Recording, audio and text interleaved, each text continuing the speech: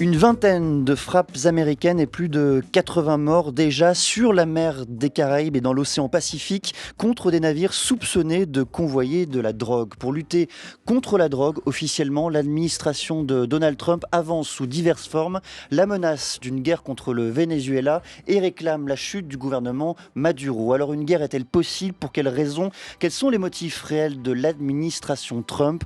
Pour nous éclairer ce soir, un invité, Thomas Posado. Bonsoir. Bonsoir. Vous êtes maître de conférence en civilisation latino-américaine à l'université de Rouen et l'auteur de cet ouvrage intitulé Venezuela, de la révolution à l'effondrement, un livre qui a paru aux presses universitaires du Midi.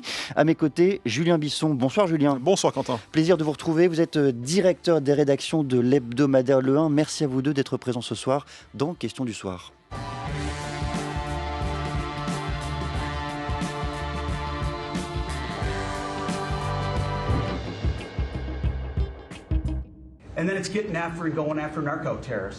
Nous combattons le narcoterrorisme et les organisations terroristes reconnues dans notre propre hémisphère.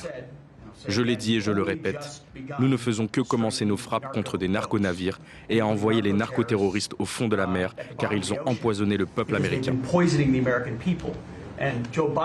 Et Biden a pris des gants de soie alors que les cartels prennent le pouvoir dans nos communautés. Autour de 20 millions, des centaines de milliers d'Américains empoisonnés. Et Trump a dit qu'on allait retirer ses gants et qu'on allait combattre ces organisations. Et c'est exactement ce que nous faisons.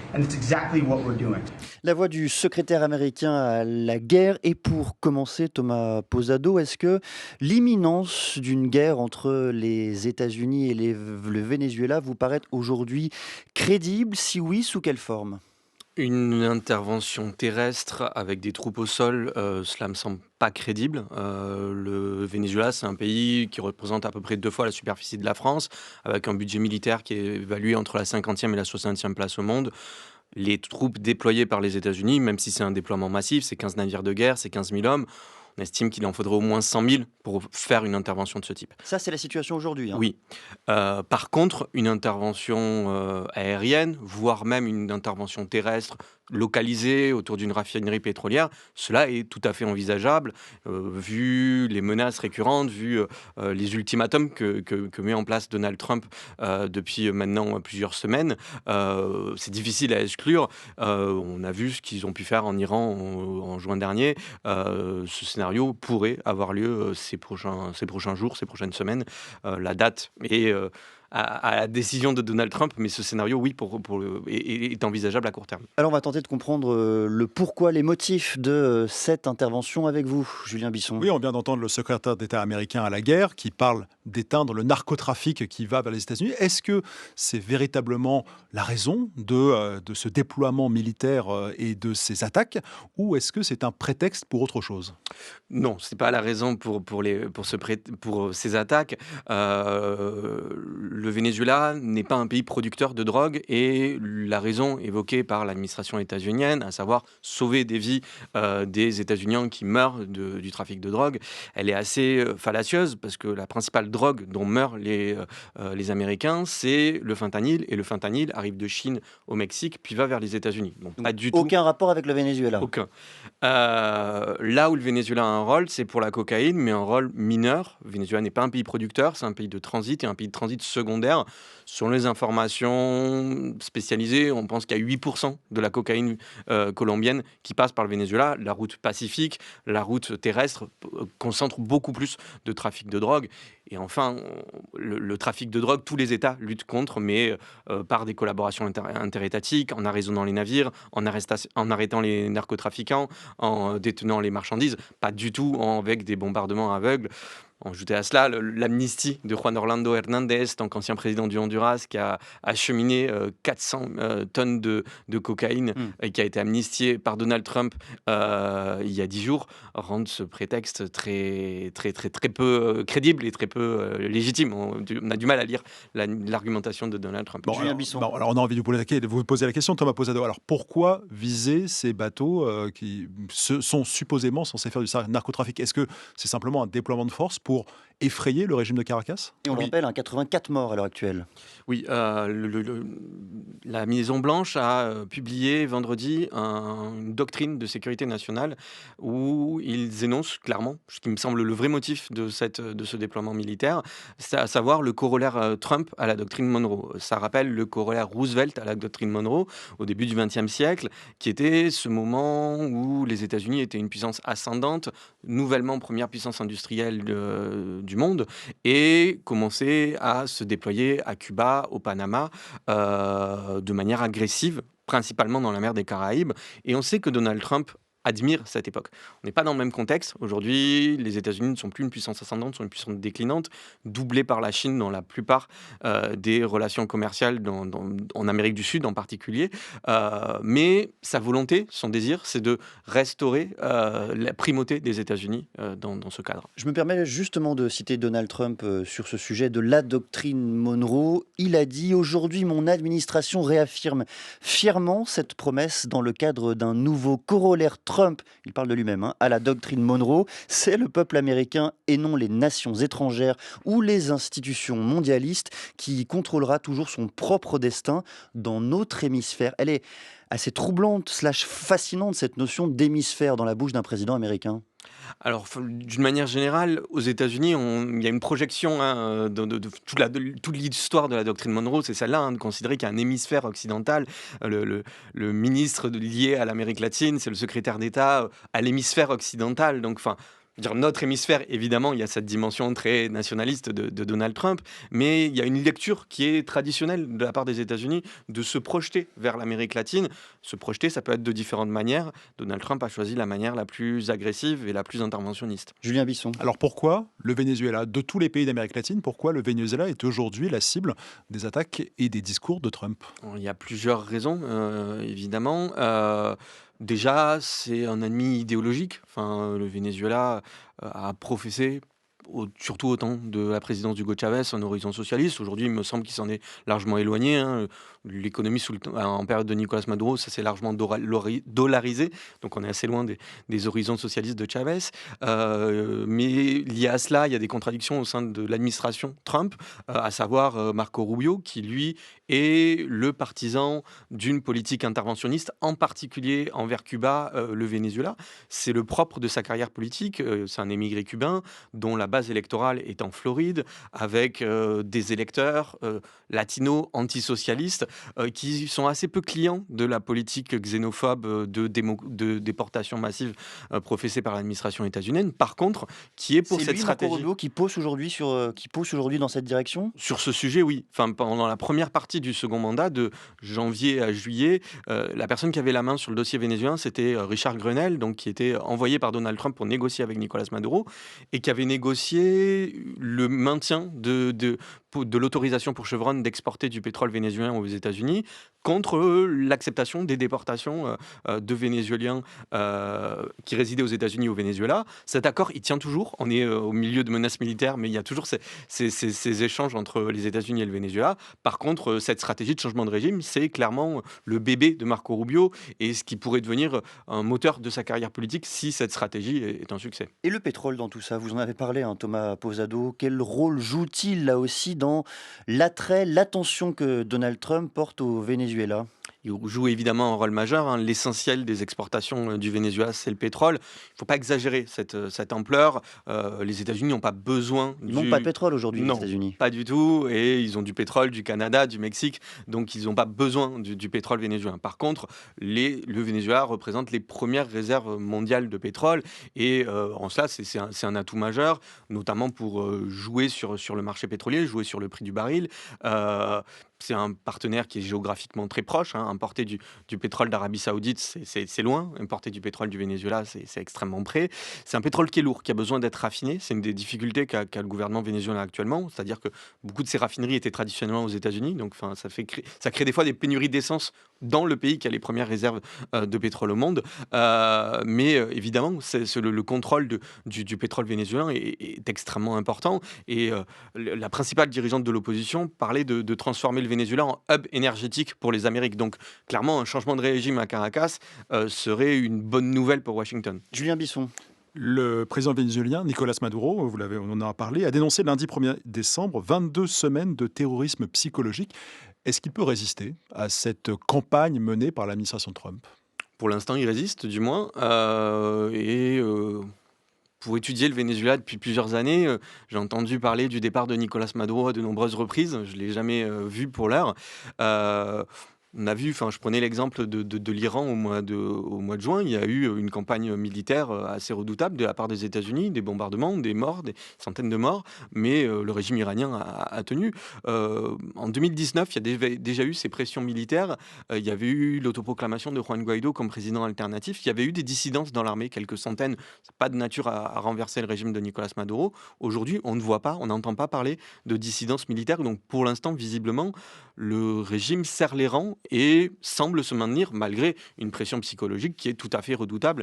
On en convient bien par le rapport asymétrique qu'il y a entre l'armée américaine et le Venezuela. Nicolás Maduro, justement, un extrait de son discours donné à Caracas le 1er décembre dernier.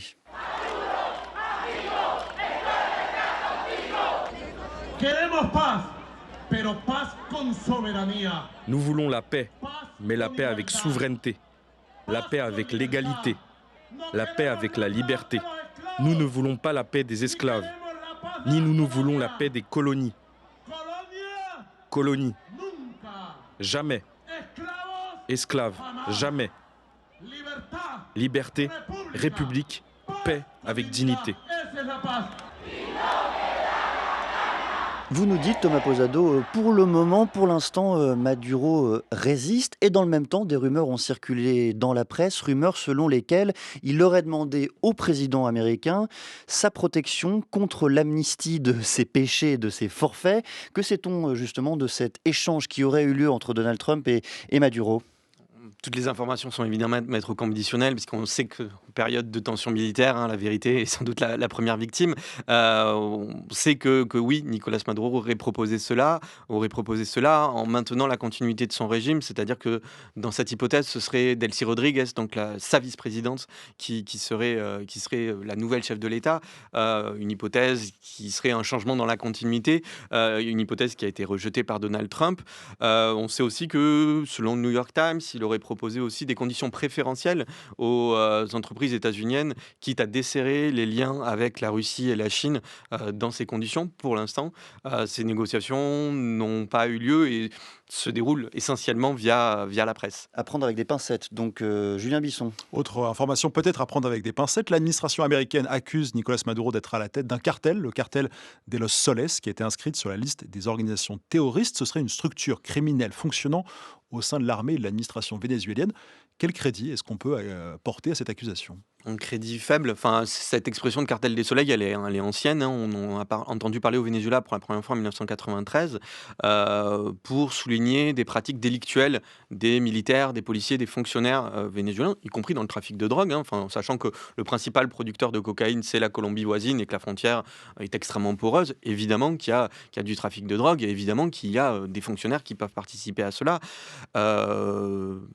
Passer d'une construction politique, journalistique, à une réalité d'un cartel tel qu'on peut comparer au cartel du Sinaloa ou au cartel du Golfe, c'est aller vite en mesure. Et dans le même temps, si le mot de cartel pour désigner une organisation au sein même de l'État vénézuélien est un peu forte, est-ce qu'il n'y a pas aussi dans cet État, dans les administrations, dans les serviteurs de l'État en général, une forme de corruption qui permet également à ce commerce de la drogue d'exister, de se développer au Venezuela? Oui, tout à fait. Le Venezuela est une des routes du trafic de la drogue, marginale, mais c'est une route du trafic de la drogue. L'État vénézuélien est un État extrêmement affaibli, extrêmement corrompu, et oui, qu'il y ait des fonctionnaires corrompus, oui, on a vu l'arrestation de neveux de Nicolás Maduro pour trafic de drogue, des hauts responsables, Hugo Carvajal, donc, qui ont été... Il y a quand même une réalité de la corruption d'État. Bien sûr. Le moment où on bascule dans ce qui me semble un mensonge, c'est quand on parle d'un cartel et qu'on le compare à un cartel de drogue qui a comme activité principale le trafic de drogue. Là, on bascule dans le mensonge. Par contre, que la corruption et la drogue irriguent l'État vénézuélien, oui, évidemment. Julien Bisson. Là, on sait que la société vénézuélienne est profondément divisée politiquement. On parlera plus tard de l'opposition. Mais est-ce que cette crise, pour le moment, peut servir les intérêts de Nicolás Maduro? Il fait appel à l'unité nationale face à la menace américaine. Est-ce que ça peut lui servir finalement pour souder le pays autour de lui? Tant qu'on en reste au stade des menaces, oui. Enfin, ces menaces de Donald Trump, elles permettent de transformer Nicolás Maduro, de président impopulaire et autoritaire qu'il est, en défenseur de la souveraineté vénézuélienne contre l'impérialisme états-unien, ce qui a beaucoup de sens dans l'histoire du discours d'Hugo Chavez et de Nicolás Maduro. Euh, Nicolás Maduro, selon les procès-verbaux des élections présidentielles vénézuéliennes donc de juillet 2024, mis en ligne par l'opposition, il a eu 30% des voix. C'est un soutien minoritaire, mais c'est un soutien qui est quand même important. C'est une base sociale qui est largement épuisée par une décennie de crise, mais qui peut être réactivée, remobilisée face à cet ennemi commun qu'est les États-Unis et qui est historiquement utilisé par les gouvernements de Chavez puis Maduro. Marina Corina Machado, c'est le nom de la prix Nobel de la paix 2025. Elle a vu son prix remis aujourd'hui à Oslo. On va y venir, on va en parler. On va d'abord l'écouter. Pour une prix Nobel de la paix, elle a un discours relativement complaisant à l'égard de Donald Trump, notamment. J'ai décidé de dédier ce prix à Donald Trump car il le mérite. Non seulement il a participé à résoudre beaucoup de conflits en quelques mois, mais en plus, ses actions ont été déterminantes pour que le Venezuela soit au seuil de la liberté après 26 ans de tyrannie, qui ont détruit la vie de millions de Vénézuéliens, qui ont déstabilisé la région et qui ont miné les institutions états-uniennes. Tout cela parce que le Venezuela est le refuge des ennemis des États-Unis. Donald Trump a été très clair et courageux pour démanteler ces organisations criminelles. Et au nom du peuple vénézuélien, je renouvelle notre gratitude pour cette cause qui protège les Amériques. Alors, est-ce que le prix Nobel de la paix 2025, Marina Corina Machado, on reviendra sur son parcours, soutient l'intervention militaire américaine? Oui, complètement. Et c'est toute la Le paradoxe déjà. contradiction. Complètement. C'est une pacifiste peu pacifiste, dirions-nous. Elle a remercié Donald Trump pour les interventions dont on parlait dans la mer des Caraïbes et dans l'océan Pacifique. Et c'est quelque chose qui est assez cohérent dans le parcours de Maria Corina Machado, où elle a appelé à l'intervention militaire des États-Unis de longue date, en pensant que c'est la menace crédible contre le régime de Maduro qui peut permettre sa chute. C'est une stratégie d'appel de puissances étrangères pour libérer le Venezuela, ce qu'elle n'est pas parvenue à faire avec les forces à l'intérieur du pays pour l'instant. Julien Bisson. Avec l'attribution de ce prix Nobel de la paix, est-ce que finalement, à travers elle, c'est une reconnaissance de l'opposition vénézuélienne? Et quelle place tient-elle au sein de cette opposition? María Corina Machado, dans l'opposition vénézuélienne, c'est la tendance la plus radicale, c'est-à-dire que l'opposition vénézuélienne, elle est diverse. Il y a des courants de gauche, des courants du Parti communiste vénézuélien, des courants trotskistes, il y a des courants plus conciliants, un courant d'Enrique Capriles, et il y a des courants plus radicaux. Avec l'échec de toutes les tentatives de Plus radicaux, négociation. vous voulez dire plus à droite, parce que on ne l'a pas vu à l'antenne, mais vous montrez la direction droite avec votre corps. Plus à droite et adepte de stratégies plus radicales également contre le gouvernement de Chavez et Maduro, plus radical également d'un point de vue politique, mais en termes de méthode également. Ce qui est cette spécificité de Maria Corina Machado, c'est ce positionnement qui la rendait marginale pendant longtemps, mais à force d'avoir l'échec de toutes les phases de négociation, c'est elle qui est devenue la personnalité la plus en vue dans l'opposition vénézuélienne et la plus reconnue par les Vénézuéliens, parce que toutes les options ont été privées d'espace politique par Nicolás Maduro lui-même. Pourquoi lui a-t-on remis le prix Nobel de la paix? Il faudrait demander au comité Nobel. Avant cela, elle a eu quand même le prix Václav Havel, le prix Sakharov, qui donnait une certaine légitimité au comité Nobel pour la récompenser. Bon, si je reformule, en quoi a-t-elle œuvré pour la paix alors? Alors, pour la paix, je pense pas. Mais on voit que le prix Nobel, le comité Nobel a choisi ces dernières années des personnes qui ne sont pas illustrées, qui ne sont pas tant que ça illustrées pour la paix, mais davantage dans le retour de la démocratie dans leur pays. Vous parliez donc du cas en Ukraine, en Russie, en Biélorussie, en Chine, en Iran. Enfin, on a une série de cas ces dernières années qui illustrent une tendance du comité Nobel de ne pas vraiment récompenser des personnes qui œuvrent pour la paix, la réduction des armements et la résolution des conflits, mais davantage pour mettre fin à des gouvernements autoritaires, souvent dans des puissances qui sont contre l'Occident, davantage que des militants pacifistes. Et En l'on- cela, María Corina Machado est une vraie militante des droits de l'homme contre un régime autoritaire au Venezuela. Et je précise que demain, dans Question du soir, en seconde partie, dès 19h, nous recevrons le prix Nobel de la paix 2022, une Ukrainienne, Julien Bisson. La justice vénézuélienne ne pense pas non plus qu'elle milite pour la paix puisqu'elle l'accuse d'actes de conspiration, d'incitation à la haine et de terrorisme. Qu'est-ce qu'on peut penser de ces accusations? Sur quel fondement se base-t-elle?